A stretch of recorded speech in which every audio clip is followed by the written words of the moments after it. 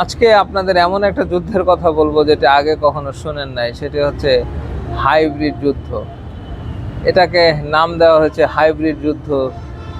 যুদ্ধের বিষয়বস্তু হচ্ছে মাটির নিচ দিয়ে যে ক্যাবেল রয়েছে সাগরের নিচ দিয়ে এবং পাইপলাইন রয়েছে তেল সরবরাহের জন্য, তেল সাপ্লাইয়ের জন্য, সেখানে হামলা করে একটি দেশকে অর্থনৈতিক দিক দিয়ে পঙ্গু করার যে প্রক্রিয়া, সেটাকেই বলা হচ্ছে হাইব্রিড যুদ্ধ।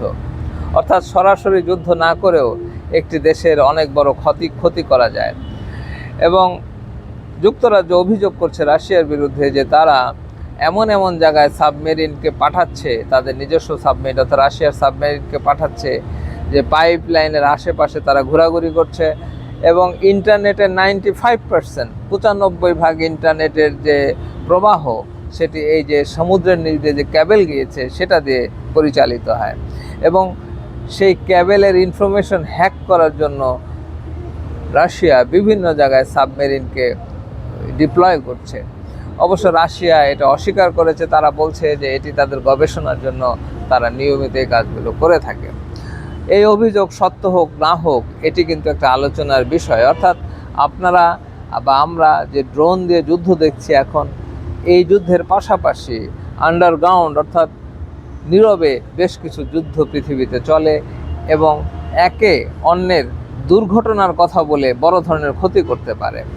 এবং এই সাগরের নিচে ক্যাবেলগুলো যদি তারা গোপনে কেটে দেয়, এই পাইপলাইনগুলো যদি বিস্ফোরণ করে দেয়, এমন যদি করে যে কে এটা করলো বোঝা যাচ্ছে না, তাহলে কিন্তু আরেকটা দেশ বুঝতেই পারলো না যে কিভাবে কার ক্ষতি হলো। সেটাকে অনেকটা অগ্রিম আঁচ করে পশ্চিমা বিশ্ব সতর্ক করছে সারা বিশ্বকে যে এই হাইব্রিড যুদ্ধে রাশিয়া চোরাগুপ্ত অনেক কিছুই করতে পারে।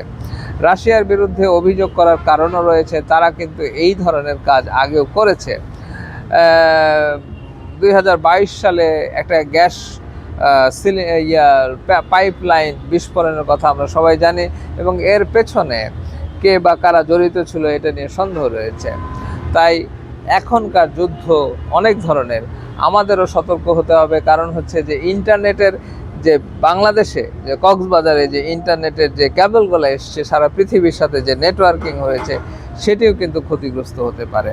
তাই আজকে শুধু আপনাকে আকাশ প্রতিরক্ষা এবং সমুদ্র প্রতিরক্ষা, উপরের প্রতিরক্ষা করলে হবে না, আমাদের মাটির নিচ দিয়ে যে ইনফ্রাস্ট্রাকচারগুলো রয়েছে, বিশেষ করে ইন্টারনেটের কেবল, পাইপলাইন, এগুলো নিরাপত্তা কথা ভাবতে হচ্ছে এই মুহূর্তে।